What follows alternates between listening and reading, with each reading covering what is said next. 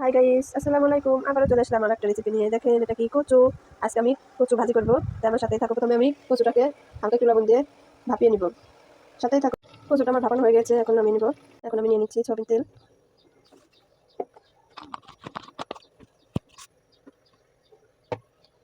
এখন আমি অ্যাড করবো রসুন কুচি। রসুনটাকে একটু ভালো করে ভেজে নেব। রসুন কুচিটা অপশনাল, এখানে লাগবে।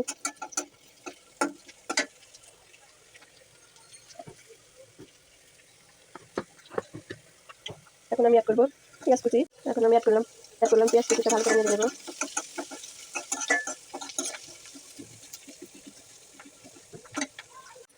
রসুনের পেস্টটা ভাজি হয়ে গেছে, এখন অ্যাড করবো শুকনো লঙ্কা আর কাঁচামরিচ। এগুলো একটু ভালো মতো ভেজে নেব।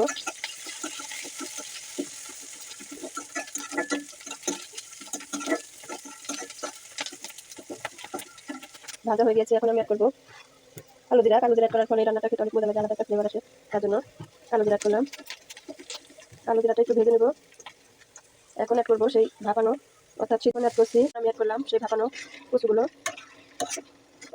দেখেন কালারটা সাদা সাদা হয়ে গেছে, তার জন্য সামান্য পরিমাণ হলুদ অ্যাড করবো। এখন আমি হলুদ অ্যাড করবো। হলুদ অ্যাড করলাম কালারটা যেন ভালো আসে, তার জন্য এখন নেড়ে চেড়ে নিতে হবে পানি শুকানো পর্যন্ত। পরে আবার ফিরে আসছি, একটু পর নেড়ে চেড়ে নেবো। দেখেন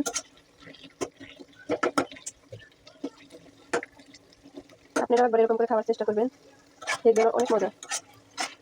আমিও আগে জানতাম না, পরে একজনের কাছ থেকে শিখেছি, তাই আপনাদের মাঝে শেয়ার করলাম। পানি শুকানো পর্যন্ত এভাবে নেড়ে চেড়ে নেব। অনেক সুন্দর নিয়ে এটাকে ভাজতে হবে, আর একটু পর নেড়ে চেড়ে দিতে হবে। এই দেখেন নাচা নাচতে কিরকম হয়ে গেছে, এতটুকু হয়েছে। এখন হয়ে গেছে, এটা আমি নামিয়ে দেবো। এই দেখেন হয়ে গিয়েছে আমার কচু ভাজি। অনেকে আবার ভাবেন যে মহিলা পাগল নাকি, আর কিছু না বাড়িয়ে রান্না করে কচু রান্না করে সেটা শেয়ার করছে।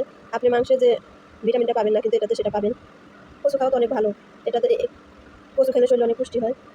আর এটা সবসময় তো মাছ মাংস খেতে ভালো লাগে না, একটা সময় একটা জিনিস খেলে ভালো লাগে, আর এটা তো খারাপ জিনিস না। তা শেয়ার করাটা তো আমার অপরাধ না, তাই না? আচ্ছা ঠিক আছে, বাই বাই, আল্লাহ হাফেজ।